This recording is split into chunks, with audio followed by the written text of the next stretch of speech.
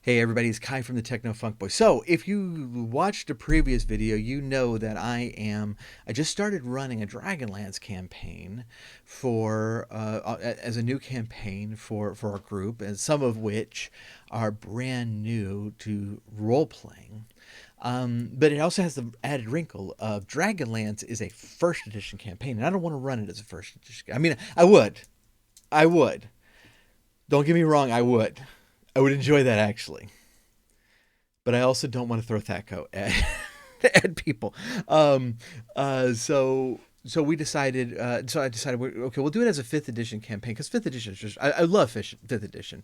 Um, it's also very very good for new players, and so I'm kind of pumped about that.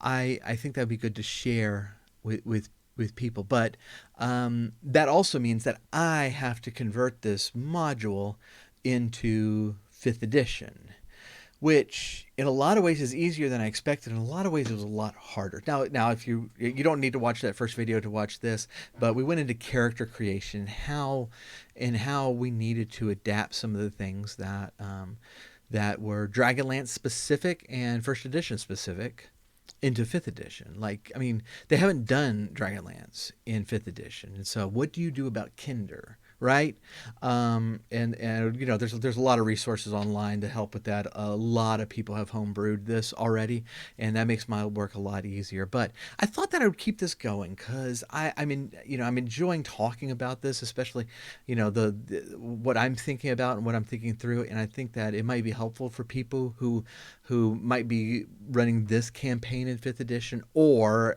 running something else old in this edition.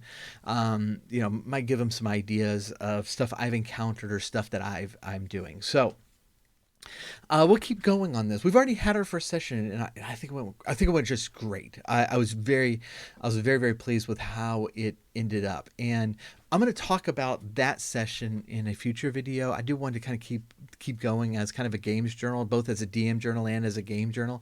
I think that would be fun. But today I wanted to talk about level scaling. So, yeah, if you did watch the last video, you remember these are new players, and so there's two things that Dragonlance does that I did not want to do. The first one is pre-generated characters, and I mean, I love these characters. I adore the book, and I love these characters, but I don't want new players to miss out on the opportunity to create their own character. That's something that's like, I mean, it's almost a ritual for players in putting this person together. It's a lot of fun, and it's very interesting. And so didn't want to rob that from them, and I also didn't want to rob them of being the first level character. And the module here says third level to, I don't know, something higher. I can't remember exactly what. It doesn't really matter. The point is, it started with third, and so immediately when I'm reading that, I'm thinking, okay, third level, first level. That's not too much scaling, and I can find we're doing milestone leveling, and so I can find some milestones that will help us. That can be placed within the modules to kind of get us caught up relatively quickly. And in fact, I was thinking is like I can get them actually third level before the first major dungeon, where and just to let you know that what the book suggests is to pace out the leveling once every 4 chapters. So when you're playing the game, you might not know what the chapter is. The chapter is the end of the first major dungeon. I'm not going to get more into detail on that because my players might be watching this, and I don't want to give that away quite yet because we haven't gotten there. But there's a lot that happens before that dungeon, and especially the way I'm playing it. And I'll get more into how I changed the first part of it in like the DM journal a little bit later. But I wanted to go into the scaling right now, and so that's kind of what I was thinking. That's not really accurate. In the other option I thought is just to create like an introductory adventure, kind of like Death House and the Curse of Strahd, that if your characters aren't level 3, that we can get them to level 3 quickly enough. But I was like, I mean, I really want to get into the action. This campaign is long enough already, and so let's get them into action. We could scale. That won't be that difficult. But when I found out as I'm reading this is that's very misleading because there is a third level character in this game, but that's not the average by far. So here are this is the characters from the book. So what I'm using is the archive collection where they republish these modules in 3 different books, whereas the modules used to be 12 smaller ones, so they collected 4 per book into these. And so this is what you're seeing is the PDF of that. So you'll see like Tanis right off the bat is 5th level. Gold Moon's 5th level.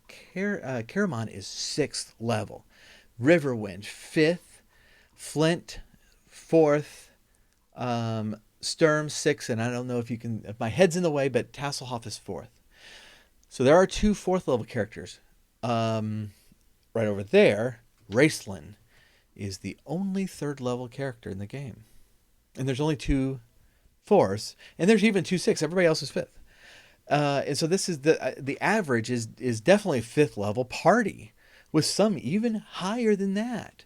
And so that really, like, I mean, when I started reading that, I was like, oh wow, okay, so we're gonna need to scale more dramatically than I thought.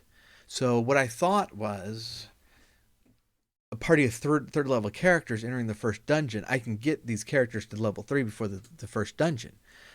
But no, this is an average party of 5th level in that first dungeon, and there's not that many milestones. I mean, that would be ridiculous. That'd be like leveling 2 times per session, and that's a little much. And so I was like, okay, well, I'm gonna have to scale this. I'm gonna have to scale it back more than I expected, which won't be too difficult. But I'm also going to have to figure out a longer term strategy to get our characters caught up. So, from the beginning of the game to the end of the first dungeon is 4 chapters. So that's when Tanis should be going up to level 6.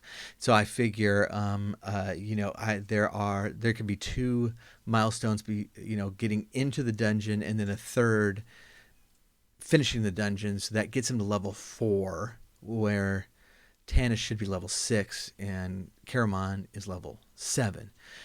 Now we're a lot closer. From then on out, I'm thinking every 2 chapters I level up. So that means, by the time Tanis gets to level 7, my party is at level 6. Now we're only 1 behind. And so another 2 chapters, and then we'll basically be caught up to where we want to be, and then I can pace it out to the 4 chapters like is suggested. Which, essentially means by the end of the first collected book, we'll be right at the right level. So now the trick is picking my milestones, and I did mention we're doing milestone leveling, so we're not counting experience points. It's when we hit certain story parts. The trouble with the first module, and it's like a lot of people complain that this module is railroady, and it is. But not the first one. You can actually, there's a ton of places that you can go to, and you can skip them all and just go to the first major dungeon if you'd like. There is one milestone that is kind of obvious, and I'll talk about it more when we reach that point, but we haven't gotten there yet, so I'm not gonna go into too much detail. But there's one milestone that you have to cross. And so that's easy. But the rest is, okay, where are they going? Are they going directly there? Then how do I handle that? Are they going to go to Darkened Wood? Well, Darkened Wood can go very, very good or very, very bad very, very quickly. And so that really depends on how they deal with things. But more than likely, and I can talk more openly about this because we've already passed this point, more than likely they're going to meet the Forest Master there. And it's like, okay, that would be kind of cool. If they go over to Haven, there's some things that happen there that could be milestones. If they go down to the elves, there's encounters there that could be used as our first milestone. And so that milestone really becomes variable depending on where they go. And so they did go in a direction. We'll talk about that more, but they went to Darkenwood, which I was happy about because I really love that place, and I think it's a great part of the map, and so we reached that point, and so now great, now they're level 2. A lot of this doesn't matter, especially like in the first session, because you encounter Viewmaster Toad in the first section. There's other things you can encounter. But none of them, besides Viewmaster Toad, none of them are really story based, and so those are easy to just substitute, just change them. I mean, outright change them. Now, Viewmaster Toad is one that we have to deal with, and let me see if I can find out. Sorry about the rapid changing here, but. All the opening stuff. Okay. So here we go. So Viewmaster Toad is here. Let me see. How many hobgoblins are we supposed to have here? Dark shapes.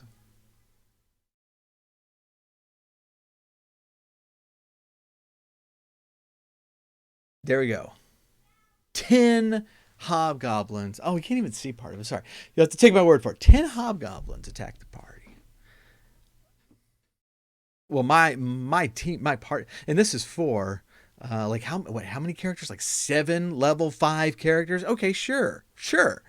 My party of 4 level 1 characters. That's not going to work for them. But this was simple enough to change. Toad himself does not really get into this fight much. Now, he did with me, but that was because of some quick thinking for my players. But we'll get into that in the next video when we talk about the actual gameplay of the first session, which is a lot of fun. But fairly simple enough to change. Change those bad boys to just regular goblins and reduce the number. And that's what we did. And it worked out really nicely. For a lot of these battles, this is what we can do. But one of the reasons that we need to kind of level somewhat quickly is that there's some battles coming up that are iconic for Dragonlance. Certain monsters that only exist here, and there's not really a way to get the same experience against them while nerfing them. And so that's the struggle coming up. I mean, hobgoblins to goblins, that's not that big of a deal. But when we get to the next segment where those monsters are like definitional to Dragonlance, this is something you don't want to pull punches on because it just lessens the experience. And so we're going to be working to try to make that cool and fun while it's at the same time not insta-deathy, but at the same time to kind of deal with it in a way that is that can be memorable and fun at the same time. So that's going to be the next big challenge. That's also places that, like, when you get into a dungeon, it's easy enough to rearrange some random encounters or maybe not even encounter them in places because your party's a little underleveled and it's not that big of a deal because they're just random encounters. But it's a whole different thing when you're in a dungeon, and dungeons are not supposed to feel empty. They're supposed to be monsters in there, right? That's what makes them dungeons. And so that's going to be a whole different type of a challenge. I'm looking forward to getting into that. So we're hopefully going to be doing our next section fairly soon, and and go from there. So if you have any thoughts about this so far, or have any suggestions about handling the dungeons, let me know. Please do like and subscribe to this video. That means a lot to me, and that makes it so that you will be able to see new videos as they come up. Hit that little bell in this corner, so that you'll be notified the next time one of these comes up. I'm planning to do the gaming journal very soon, and so I'll tell you about what we did in our first session. That was very, very cool. And so with that, I will let you go. I appreciate you watching today. Talk to you later.